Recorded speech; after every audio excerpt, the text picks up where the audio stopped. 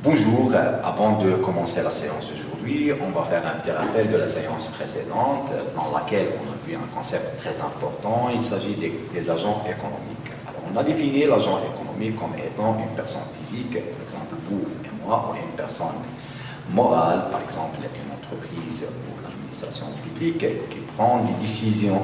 Alors cette décision consiste à consommer, à répartir, à consommer, à produire ou la répartition de revenus. Après, on a classifié ces agents économiques. On prend en considération la fonction principale et le revenu principal en 5 grandes catégories. Alors, il s'agit des ménages dont la fonction principale est la consommation, les administrations dont la fonction principale est la production des biens et la production des services non marchands, les entreprises non financières dont la fonction principale est la production des biens et des services marchands qui sont destinés au marché des consommateurs dans le but, bien sûr, de réaliser un bénéfice. Par contre, les administrations publiques n'ont pas un but lucratif.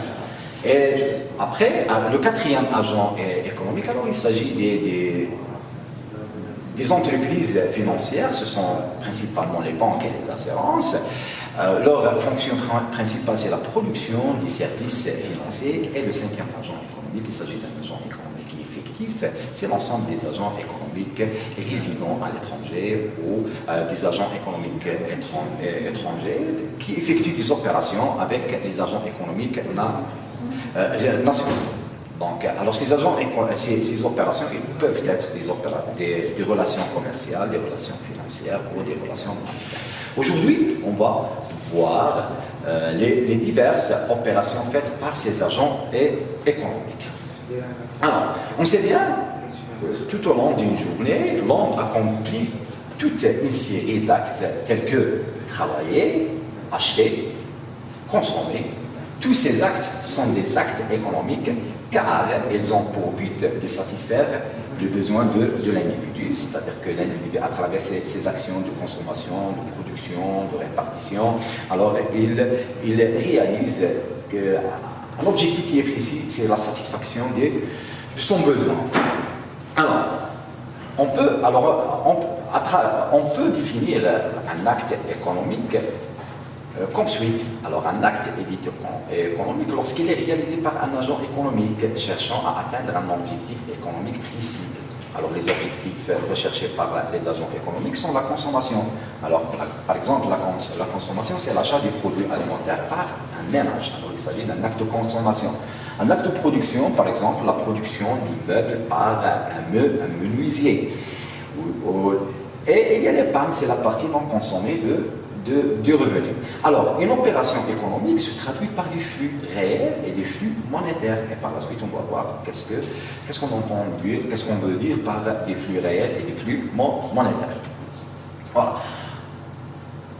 Alors, on peut en distinguer trois catégories ou trois grandes catégories d'opérations économiques. Alors, il s'agit des opérations sur biens et services, des opérations de répartition et des opérations financières.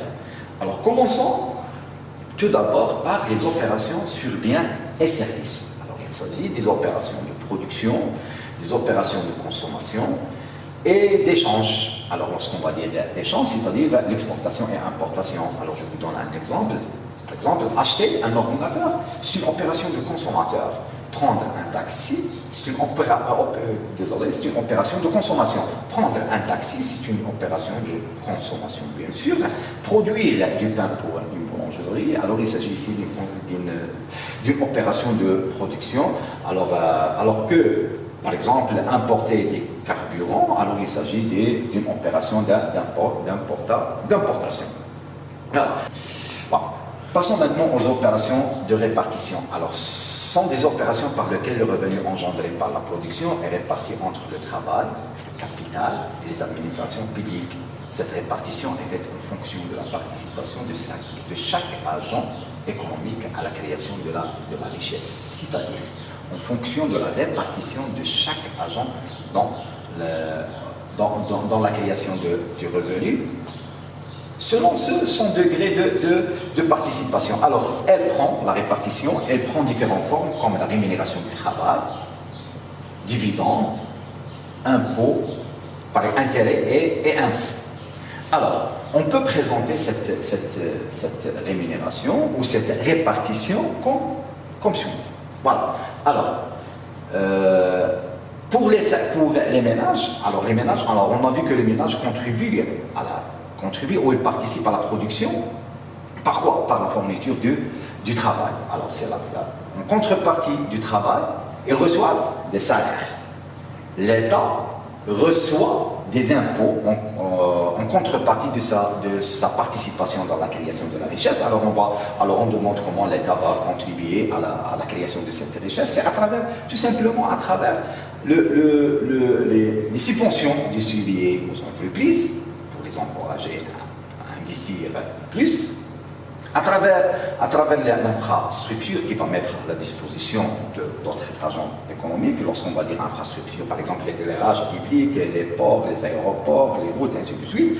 Alors, pour les apporteurs des capitaux, les associés, alors, ils reçoivent en contrepartie de la mise en disposition de leur capital des dividendes, d'accord? Alors les dividendes, c'est la partie distribuée des bénéfices réalisés par l'entreprise. Et les intérêts, bien sûr, pour les prêteurs. Alors les prêteurs ici, ce sont les banques. Passons maintenant à la dernière opération. Alors il s'agit des opérations financières. Alors qu'est-ce qu'une opération financière?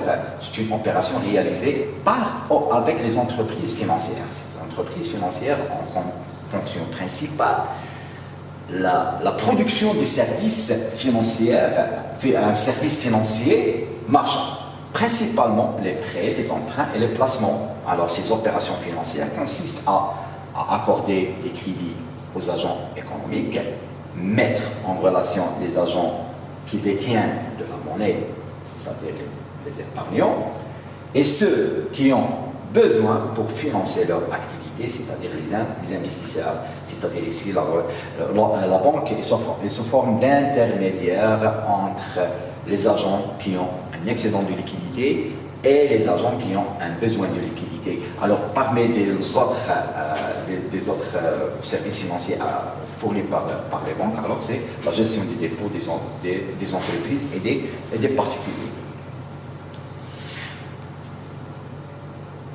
Alors, ces activités, ou cette activité économique donne naissance à des échanges entre les agents économiques. Ces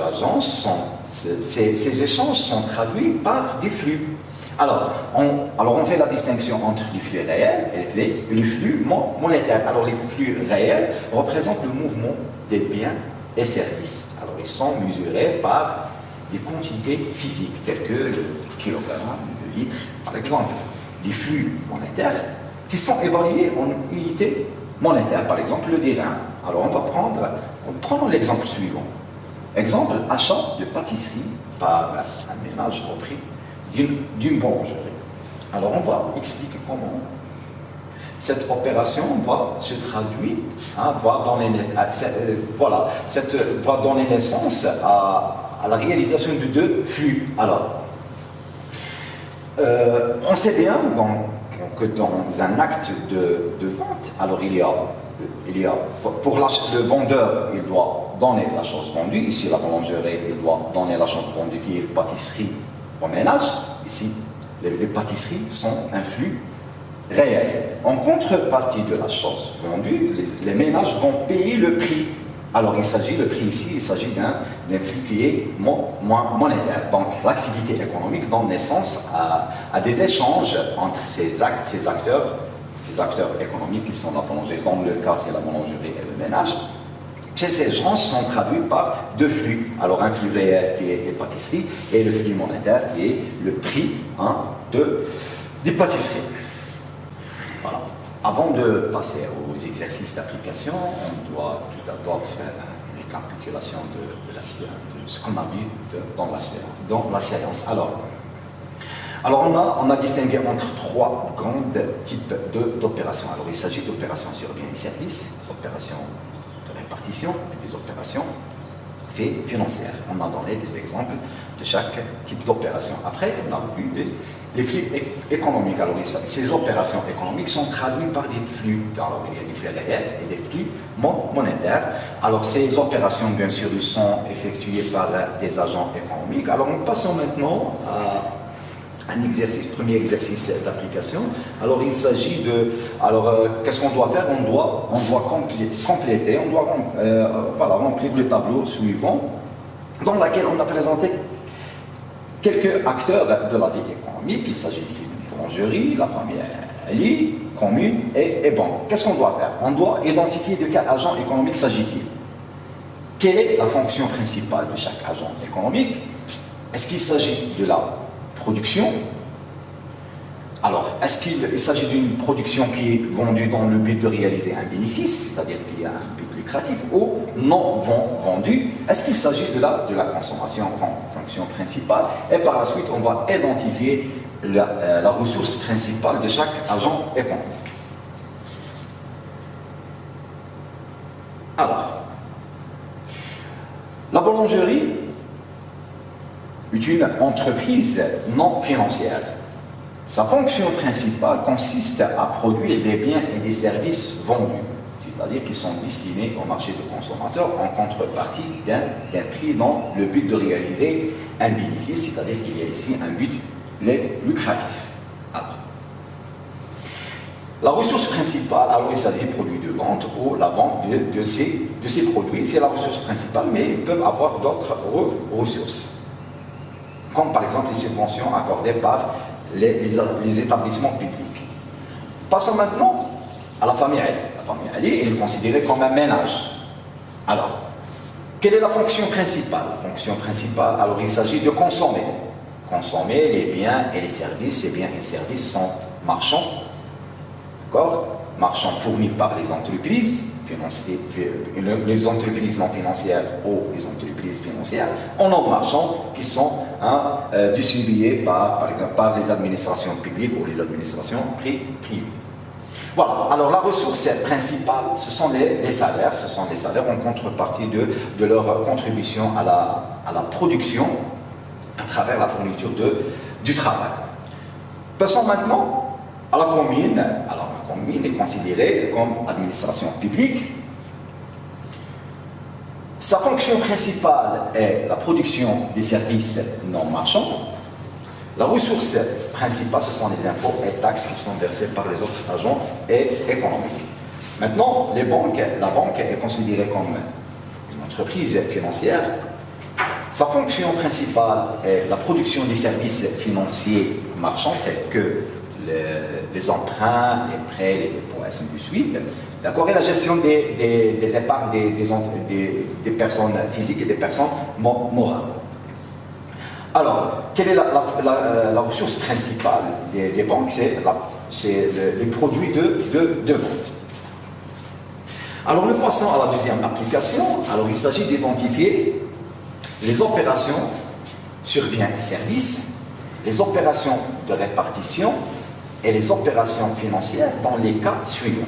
Alors, les opérations proposées, alors là, l'achat d'un livre par un élève, une entreprise, un entrepreneur qui demande un prix près de sa banque, une entreprise qui achète de la matière première pour la transformer en produit fini, et le paiement de l'impôt par une entreprise. Donc, on doit identifier, est-ce qu'il s'agit pour chaque acte ou chaque opération économique, on doit identifier, on doit préciser, est-ce qu'il s'agit d'une opération sur biens et services, une opération de répartition ou opération financière.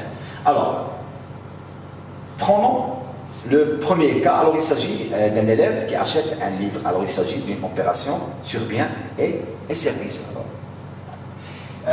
C'est une opération de consommation, bien sûr. Un entrepreneur demande un prêt à sa banque. Alors, il s'agit d'une opération financière puisqu'elle est faite avec une entreprise financière. Une entreprise qui achète de la matière première pour la transformer en produit fini. Alors, il s'agit d'une opération sur biens et services. D'accord, c'est une opération de production. et le paiement de l'impôt par une entreprise. Il s'agit d'une opération de répartition puisqu'il s'agit de la redistribution du revenu engendré par la production. Voilà, notre leçon d'aujourd'hui est terminée. Je vous remercie de votre attention. À la prochaine séance. Inch'Allah.